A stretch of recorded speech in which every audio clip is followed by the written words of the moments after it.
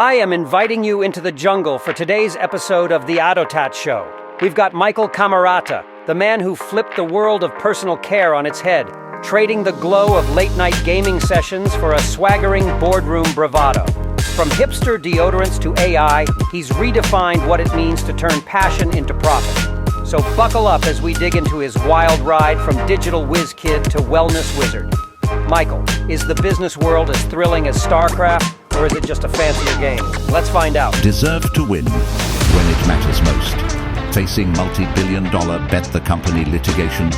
No problem. That's why we're here.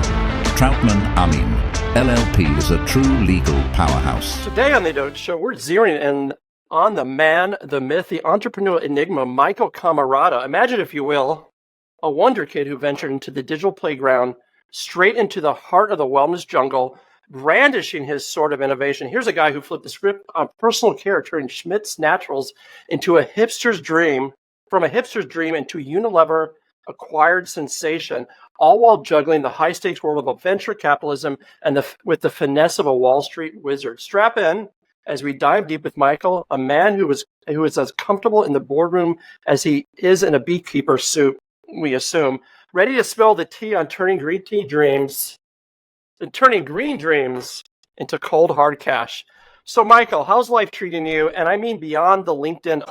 Life has its moments of greatness and some continual journey of learning. So I kind of gotten used to the ebbs and flows.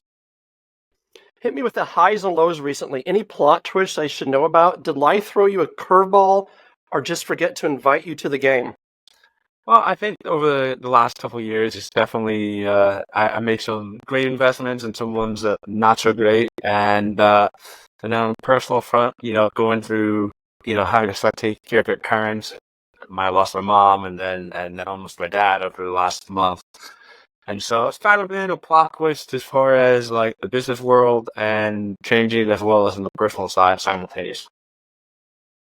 So breakfast of champions or skip the breakfast and regret later type of day? I don't regret anything because I think it's like some things when I was younger, I thought, oh man, I made a mistake on this deal. And then 10 years later, it turned out that deal was the platform for something that became ultra successful. So I do my best to learn from the past and keep on moving. Michael, you catapulted from the realm of late-night StarCraft battles to spearheading business ventures. You flipped the script on the classic teen tech tale. Reflecting on those heady days, can you pinpoint the adrenaline pump moment when you realized your gamer's intuition was actually a mogul's mindset in disguise? Well, what I really learned about, and I didn't recognize it in the beginning, because StarCraft was this game that I loved. I was highly dyslexic, and it was something I felt, part of a community, and I was really good at it, and met a lot of amazing people.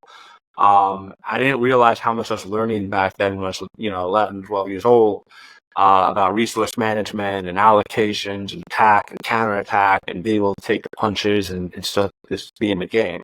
So I think that it started really clicking probably in 2014. So years later, but I definitely recognized the skill set of Katie.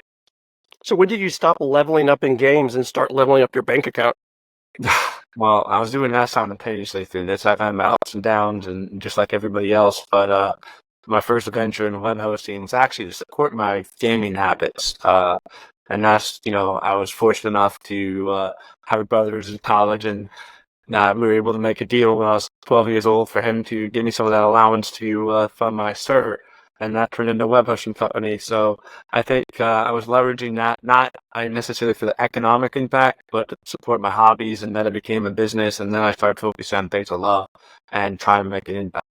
So you navigated from virtual backgrounds to the boardroom. Did you ever employ a strategy that felt like a gamer move but turned out to be a business checkmate? For example, did you ever find yourself mentally summoning your game avatar for a bit for extra confidence? I think the biggest thing I've learned is like in StarCraft, you can control the elements, the moves, the capabilities, the rules are set. I think in business, the rules aren't always set. Like, I think my biggest mistake was betting on federal legalization of cannabis. And still hasn't happened. But yeah, and I think that was $900 million mistake. for myself. And the reason why was not even for adult consumption or medical use. It was for the use in natural deodorant. And a lot of people, which is Unilever is one of the most profitable segments in North America is deodorant. And three of those cannabinoids could be used for deodorant. Has nothing to do with doctors or medical. I made a bet I think federal legalization was going to happen, and I learned very quickly that those rules changed based on politicians' moods. Unfortunately, at such a young age, how did you juggle the dual identity of being both a student and a CEO? Was there a secret layer under the school where you conducted business, or was it more like a homeworld and hustle kind of deal?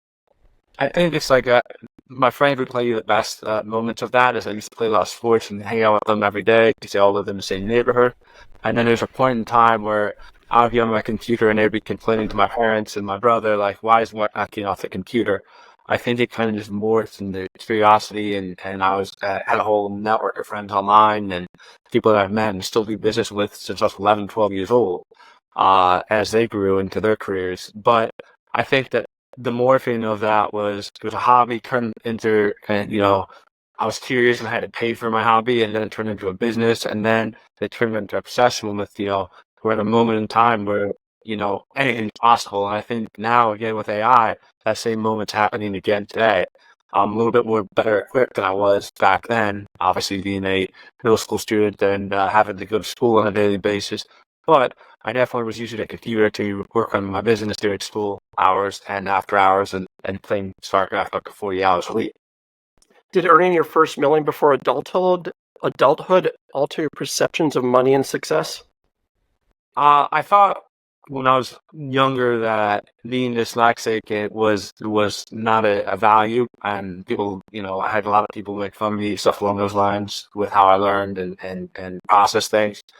And so when I was, when money started coming in, it was like, for me, I thought I'd be like, hey, see, I am valuable, I can contribute, I can be a part of society. It wasn't like how rich did I get or can I buy a sports car for me. It was like proving self-worth. And over time, what I realized is even if you make money and the more you make, it actually shows the worst of the people around you. And so that's when I made those passions to try and help businesses that need help and push limits and keep innovations moving forward for humanity. And some have been super successful, some have not been.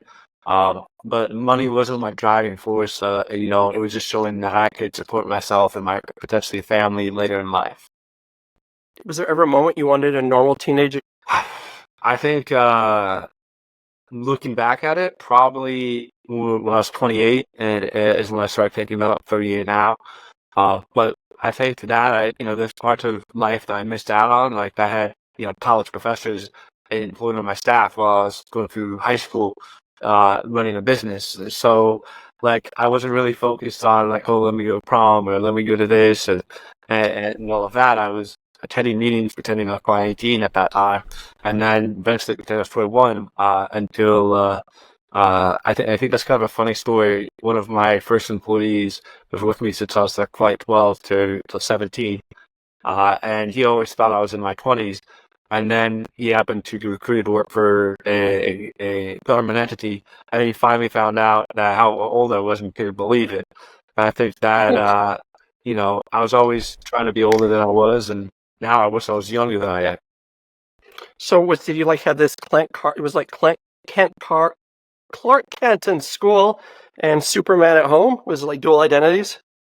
Well, I think it was the rush that I got would be is having like 5 million people on my website today, or having for 50 million desktops, or 150 million uniques a month. Like, and back then, those were huge numbers. And I think that so many people using the software I was building, using the site I was making, and those are the things that drove me. The economics was, I had to pay for my server. I was more worried about bandwidth because back then it was super expensive, and there was no cloud computing, and it wasn't, it was, and I think that was a resource to pay for those hobbies and to pay for those businesses and to pay for those sites and software. And so I didn't look at how abnormal I was because I was competing online with some people who were very successful and started some of the biggest websites. Like I remember, like when I made a message board system with Jackie and I was expanding it, the guy who created Counter-Strike came to us and was like, hey, you want to use that software? And, it's a game that I love, and we did a deal and helped build out that platform as one of the most popular games. And so it's like that was driving me, is connecting with some of the people building the coolest websites and the coolest technology. So you created Ultraboard at 11. What was Ultraboard? Well, Ultraboard, and that's actually how I started learning how to program. Is a guy named Jack. He made a metaphor version of it, and then Right. UBT came when I actually had a lot of skills and we made like a GUI that helped website owners be able to make a message board system. And if I knew about patents back then, it would be very valuable because we had a profile. You can log in, you can message people. Like those bulletin board systems were the social media platforms in the beginning. It's just none of the kids, and we were a lot of kids at that time knew about patents at that time.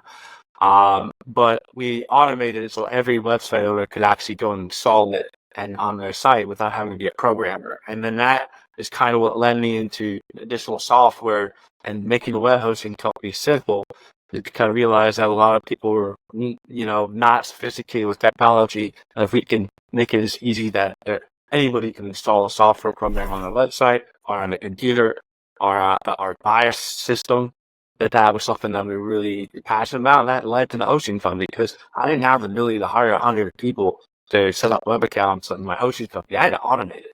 And that was what got me in the business, and that bulletin board system was the key to do that. Are there any games? I play StarCraft too, but I'm going to say that, I used to be a top 10 player, and now I'm probably a bottom 10 player. Right. But and then obviously, I did play a little bit of Fortnite, Call of Duty, Hell Driver. Like, gaming's still my passion.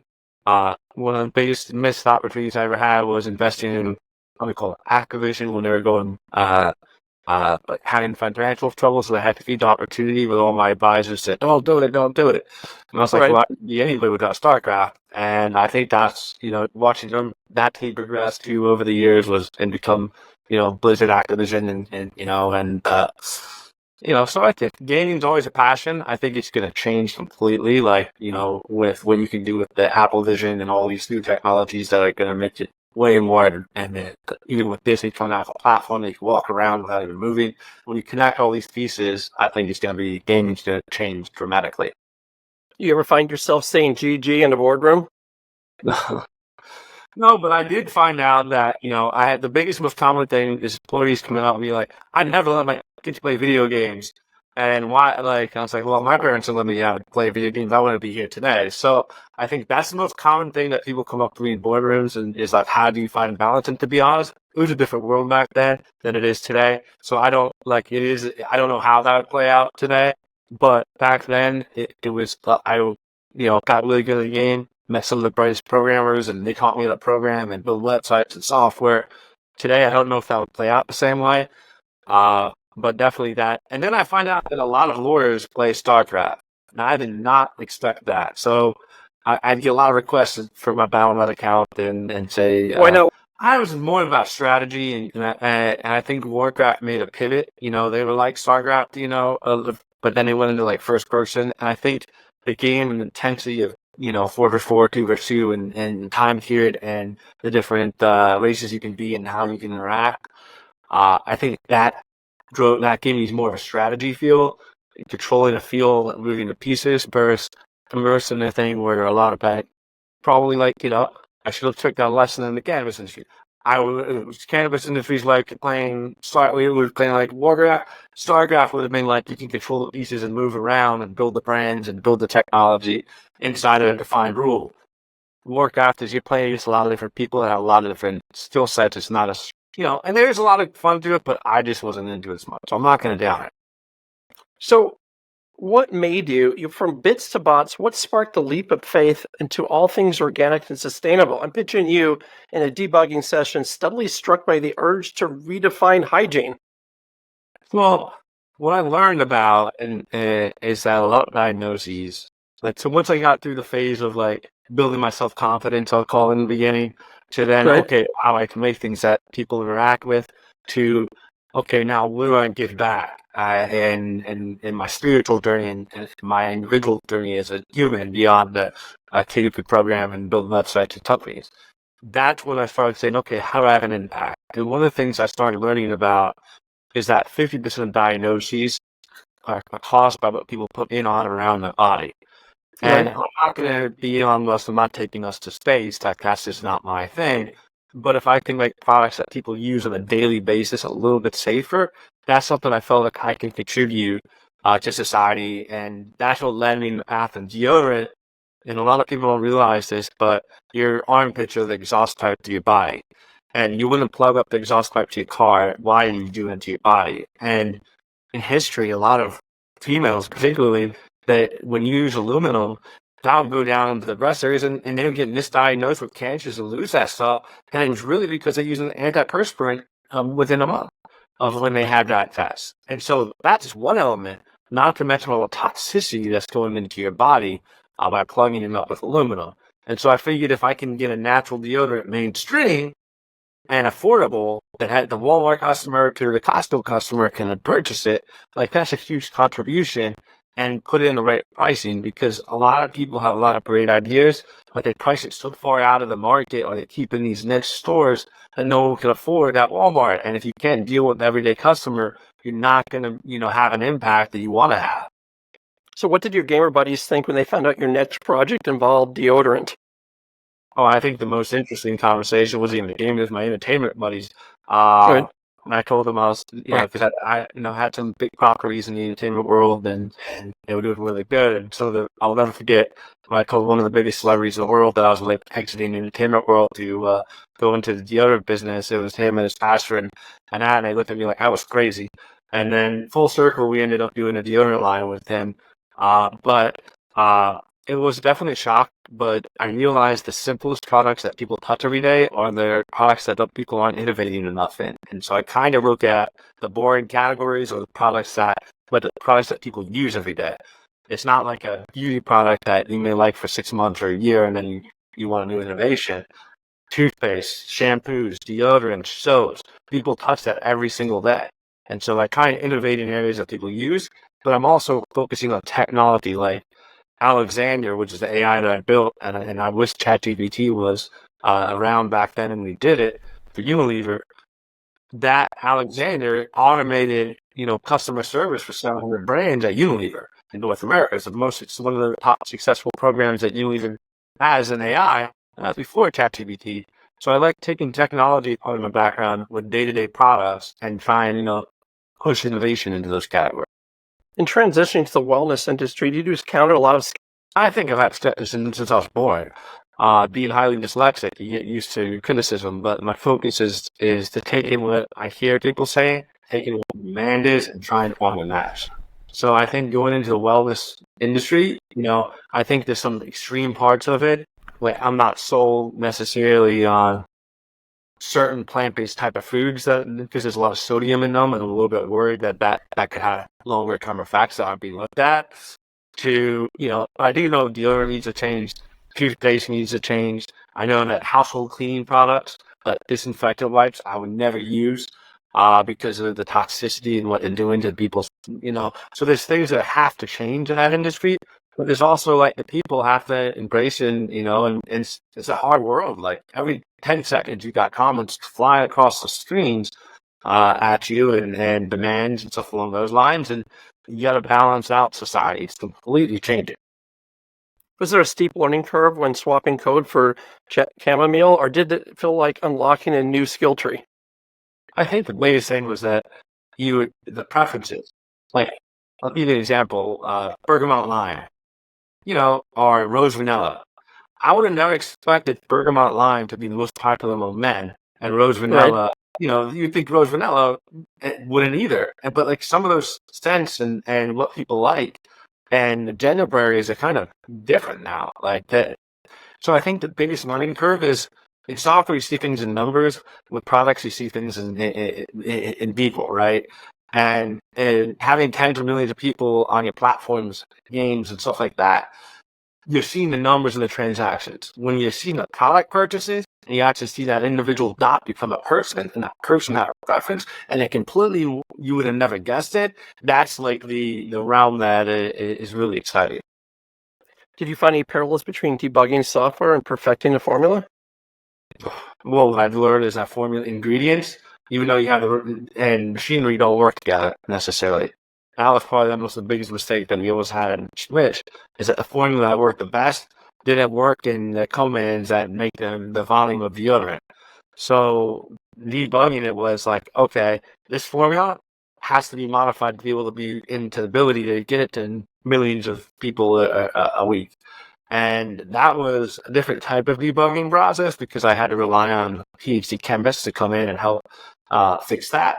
Versus, running nowadays, you get your little AI buddy that helps you decode as you program. And now it's even helping you program. So that it's not a start you can do today. Like any kid can build an app with not even having to spend all the time learning the code. But when it's a person, it's interesting to see how they change. Was there a eureka moment when you saw a gap in the wellness market that your tech savvy could bridge?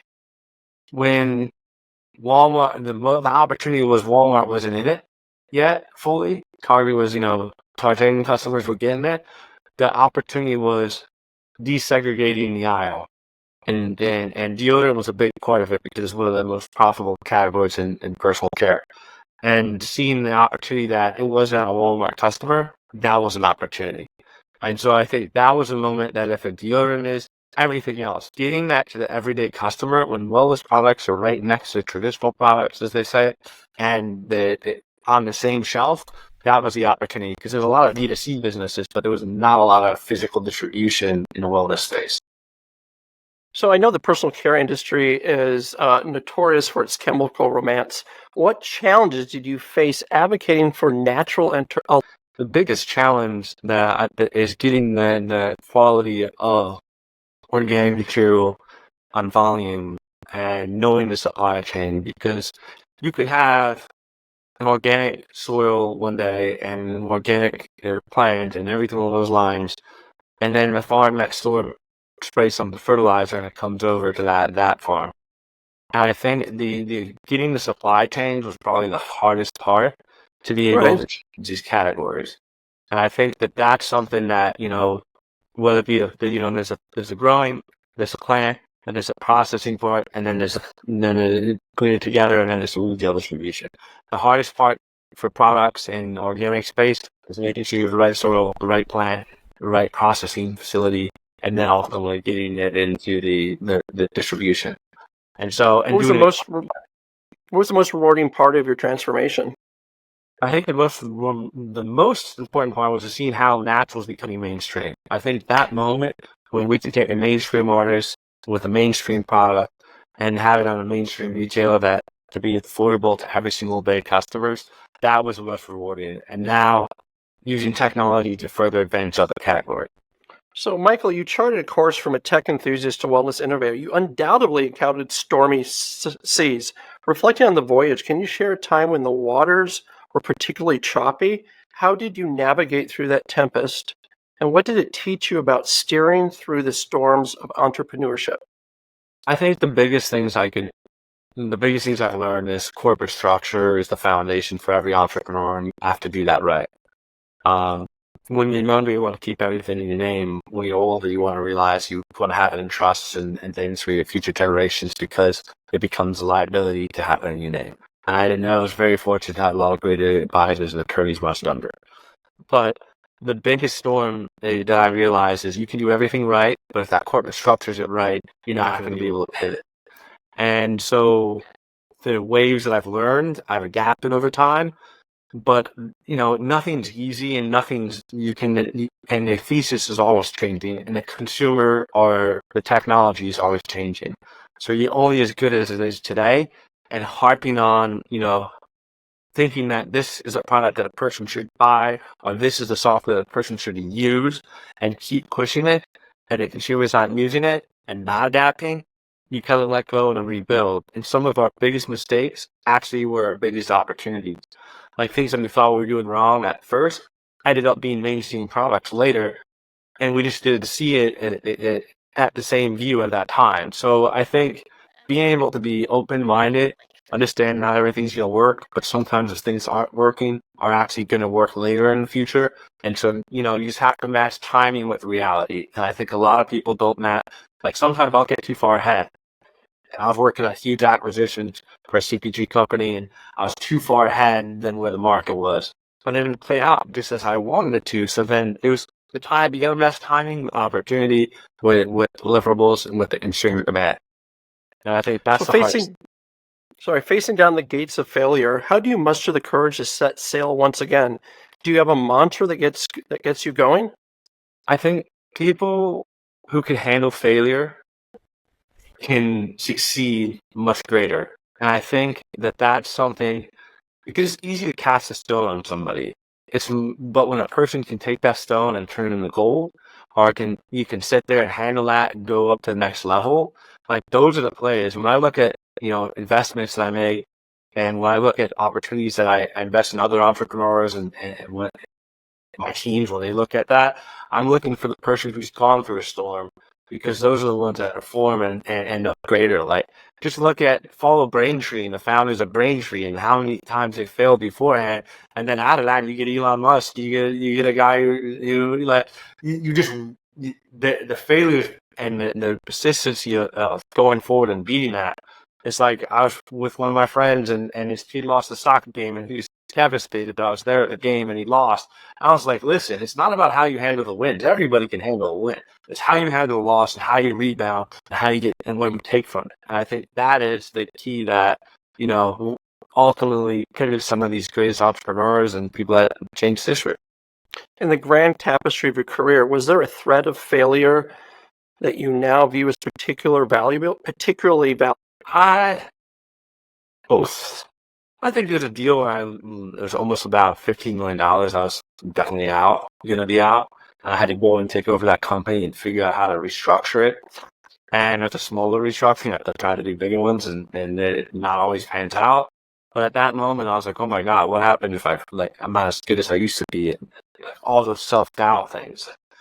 And I went there and, at that point, there's like zero. But what I ended up doing is changing the structure, adding technology, and it ended up being a huge value later in my life because I turned that into a strategic deal with Costco early on, and I was at 19 at this time. And I learned in retail, breaking a retail channel and helping disrupt retail for Costco. And it turned out to actually lay the groundwork for me understanding retail and having my distribution skill set and Rolodex that I have today. But I thought for sure I failed at that. And it wasn't the best of my P&L. I minimized my losses, but I wrote it off as a failure. But the contacts that I made, the knowledge that I gathered played out for Schmidt. It played out for many other projects that I did later down in life. So that's what I'm trying to say is you may feel like you're not hitting your goals, or you may feel like the world's collapsing on you, but there's some type of lesson in there that you won't know till later in life how that changed you. And so that's why it's like you just gotta get up and keep fighting. So how do you teach this adventurous spirit to resilience? Well, I'm not a teacher. Nor am I a lawyer or an accountant, so those are my disclosures.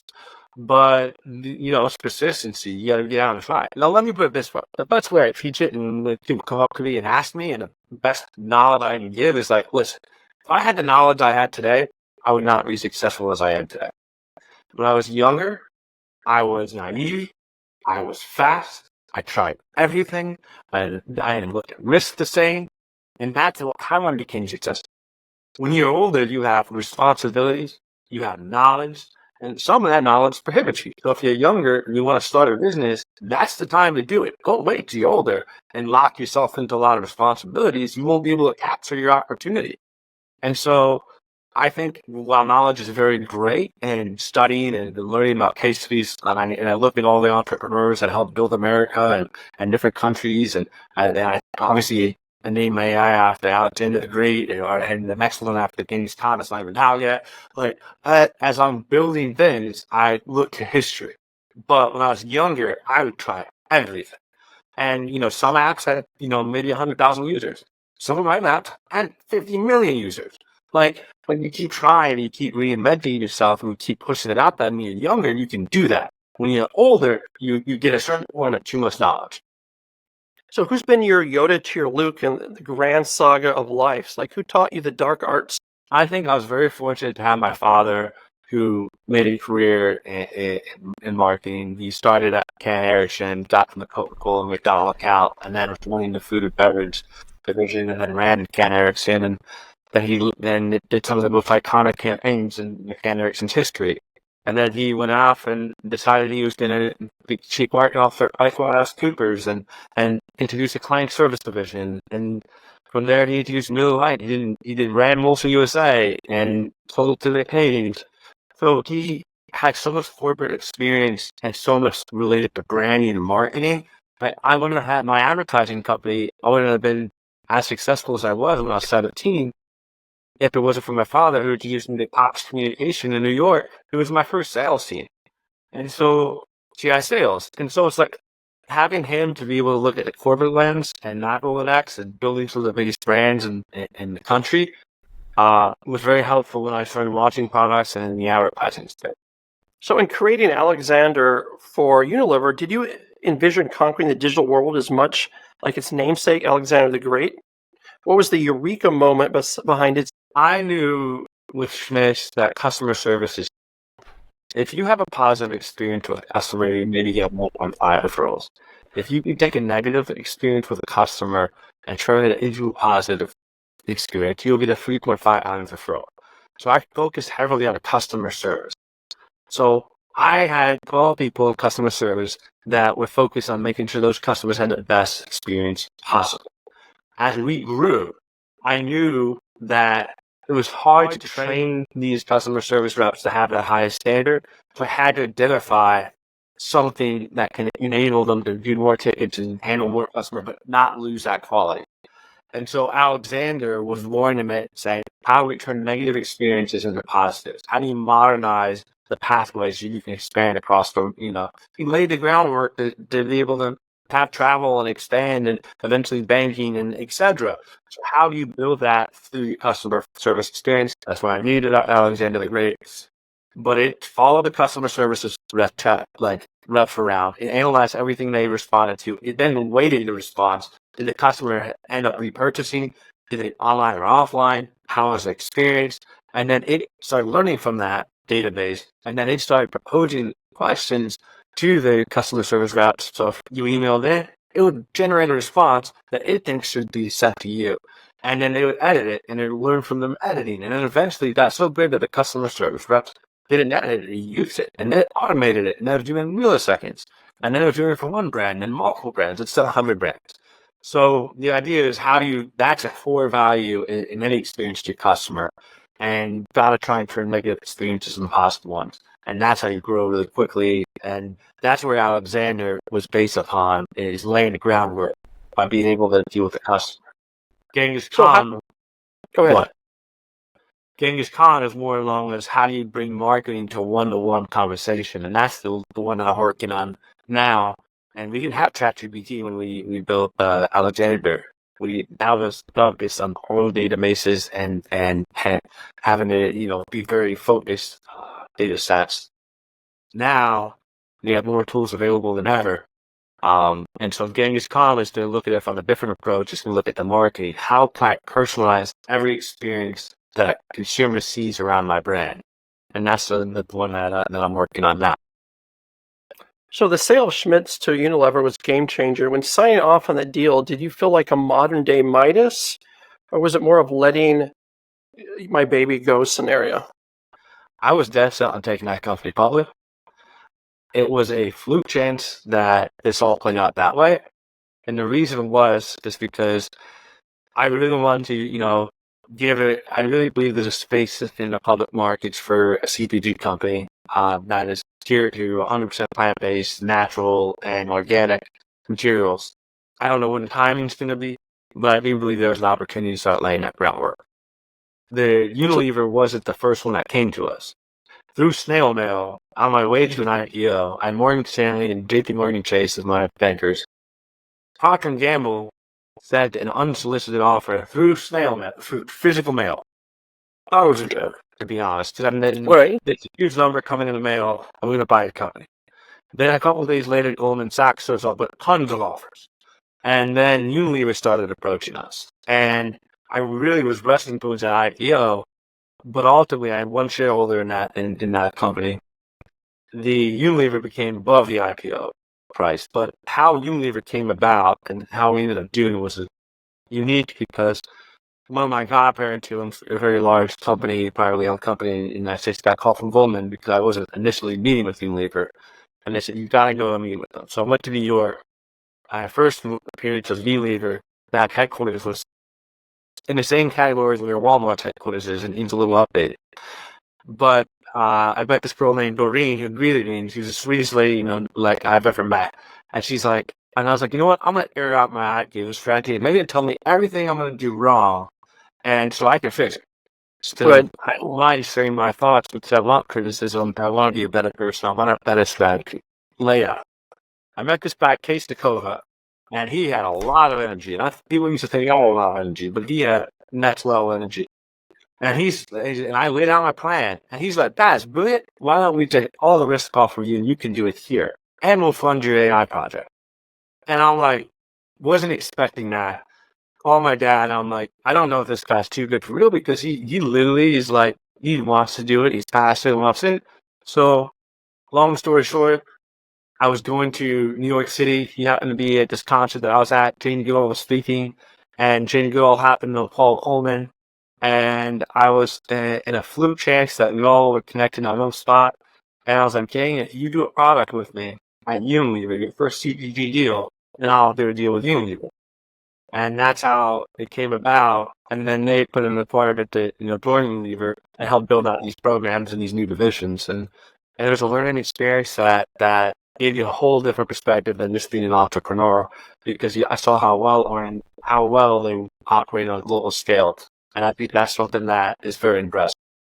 So was there a point when you moved to Unilever where you had to play 4D chess? And what did you teach us from that level? I think with Unilever, it's so well. They have a college in Europe that teaches people to work for Unilever, right? And Right. as an entrepreneur, with the college, like I do trial and error. That's how I learn. I try something, see if it reacts, and then I build it more efficient. They're methodical, they're well thought out. Like I had to learn how to, different communicate differently, or how to communicate in multiple teams equipped in multiple languages across the globe. And I think it gave you perspective. So I think the chess game was understanding where everyone came from in that structure, and how I can communicate and what I was trying to do to that team in that region, to that board in that country, and be able to align everybody globally in one direction. I'm changing a little bit over. If you had to be stuck on a desert island with one ad campaign, which would it be and why? Is it because it's good company, or are you planning to use it as a single? Oh my God.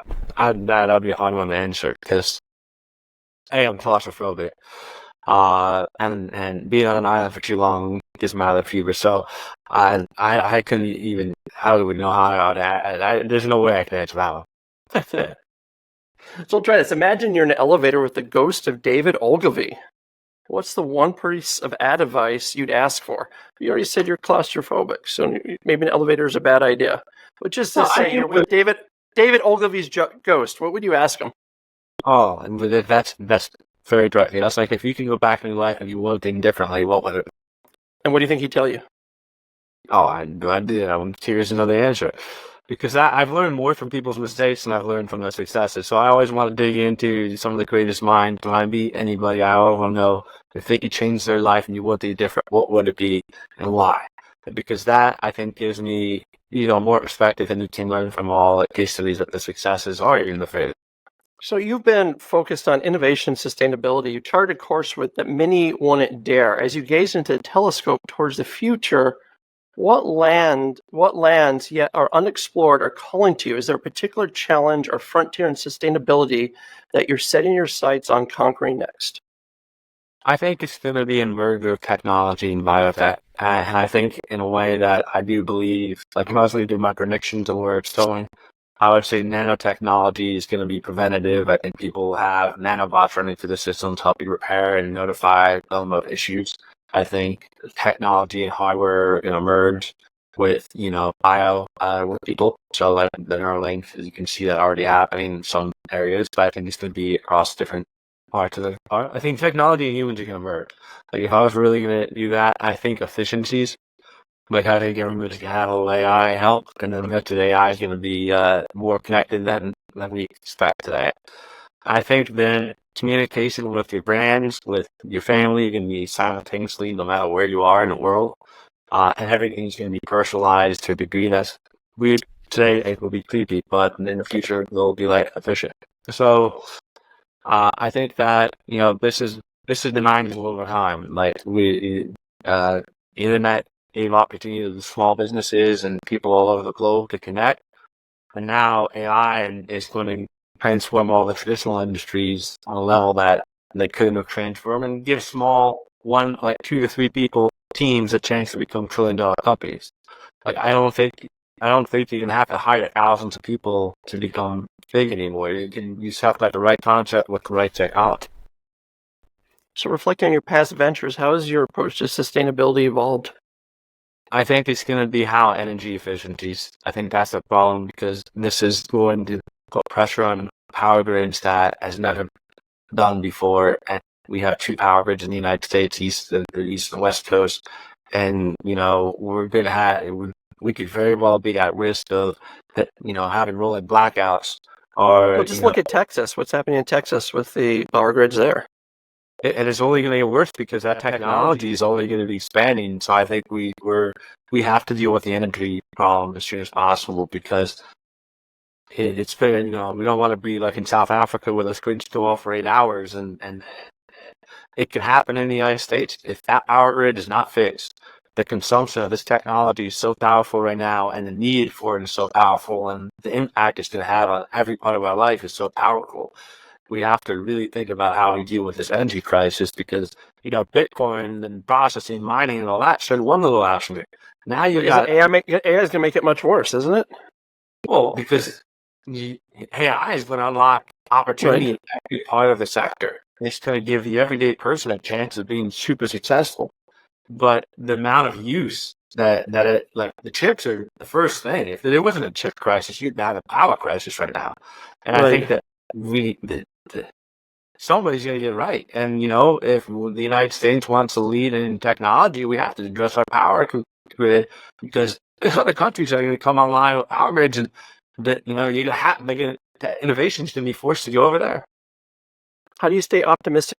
Focus on one thing at a time and make sure that every investment or everything I do has a positive impact on more than, what I'm trying to accomplish. So I think that, innovation has always led the way. I think the American consumers, the American entrepreneurs, and I think even now global entrepreneurs all have a common passion and to make the world a better place and help humanity. And there's different ways of doing it. But I do think that if we stay on this planet, we will have enough people. If we start exploring other planets, let me rephrase that. If we stay on this planet, we have too many people. If we start exploring other planets, we will have enough people. And there's a decision that's going to be made is, are we going to start going sending people to Mars and other planets? Are we going to expand the space wars or space opportunities? Like, we need to really think about that because we're shifting from a global focus to a universal focus. And I think that we have a moment in time, and I do believe, there's entrepreneurs all over the world and they can connect in ways that never were happening before. And I believe that, I want to believe that people in the end want to help humanity and help all humans. Are there any innovations or technologies that excite you most in the quest for sustainability? I think the talk about it is to it, right? But there's a long way to go. And do you think tracking emissions and ads are doing anything? Like we had Brian O'Kelly on here on our show, and he was, he's tracking emissions for like every ad impression. Is that something you think's important? If I believe there's a power crisis and the AI is the consumption is going to be super exponential from what it is. We haven't even hit quantum computing yet.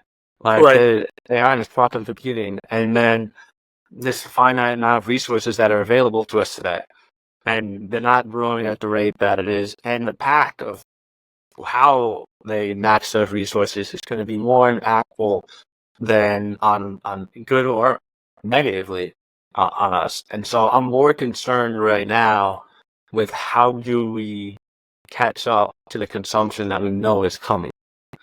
And I think that the choices that governments and businesses make today, if people have a little bit of an impact, but the investment into where they go with their sustainability on the power level and then into other areas is going to be the final frontier of what's going to happen. So I think from businesses, it's great to do that and it's great to help out, but we can't look at today's issue if you're not looking at tomorrow's consumption rates. And I started to see some of the power bricks, some say, hey, well, guys, we ain't going to be able to handle 2026. What are we doing? But the question is, what does the government do to meet that demand? And that's going to have much more of an impact than what these businesses are doing today. Is how do we fund and what vehicles do we fund the resources that are going to have the impact on sustainability? Because I do think people agree that we need to be more sustainable. But if you build it the wrong way, you can increase consumption in a way that no one's thinking about, and you just threw us out another 10 years of being able to try and catch up. So where do you see yourself in 10 years? Well, are you going to be retired, or are you going to be working on another? Well, I keep trying to retire, and no one lets me. But I think if I can put myself in a position to have influenced us a little bit in a global capacity, I think that that's something I aspire to be.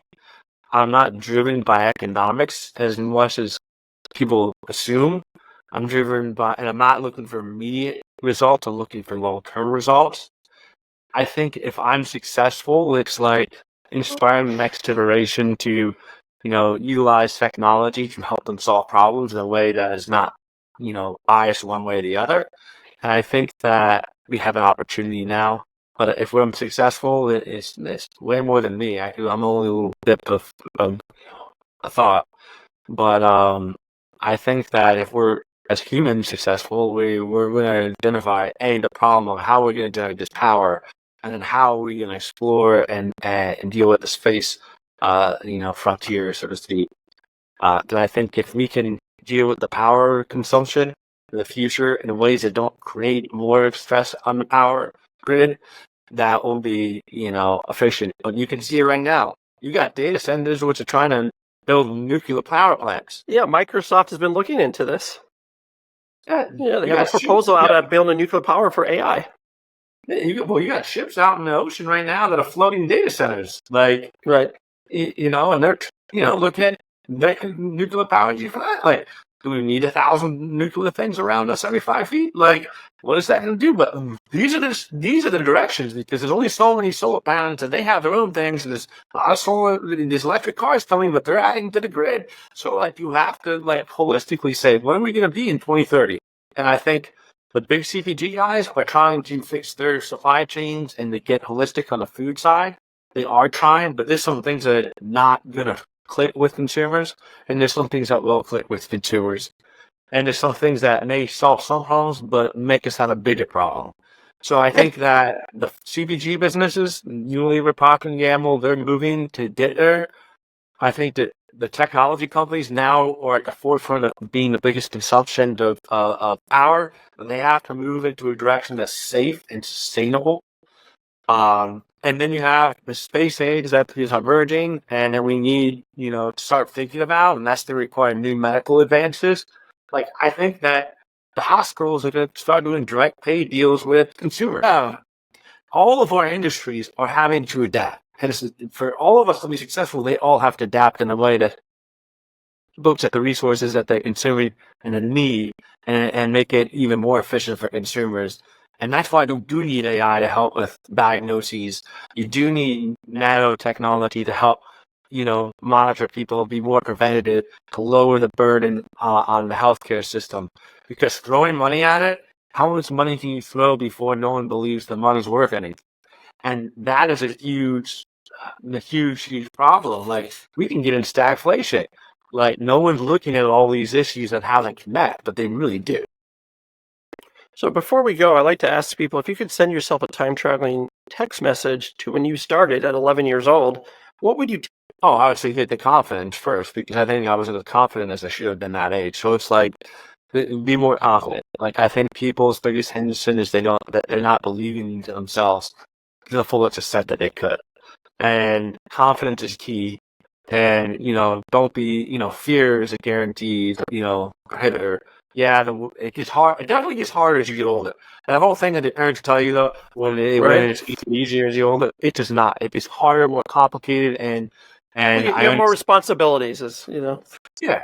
So I'd say make sure you get confidence. Don't be afraid to push the limits and try new things. And right now, you have an opportunity of a lifetime. If I was 11 years old today, the first thing I'd be in is in AI and neuroscience right now, because technology and humanity is going to merge. There's different degrees in different areas. But this is the last frontier, I think, on this planet before the space age. And that may be going a little too crazy out there, but that's just my opinion. That's a wrap on today's deep dive into the genius behind Michael Camarata's world of wellness. Big thanks to Michael for sharing his insights, strategies, and game plan that's shaking up the industry. And of course, an enormous shout out to Troutman Amin LLP for their unwavering support and ensuring that our irreverent, witty advertising journalism continues to thrive. They've got our backs, and we couldn't do it without them. Keep tuning in for more unexpected conversations, bold takes, and thought-provoking insights. Stay curious, stay bold, and know more than you did yesterday.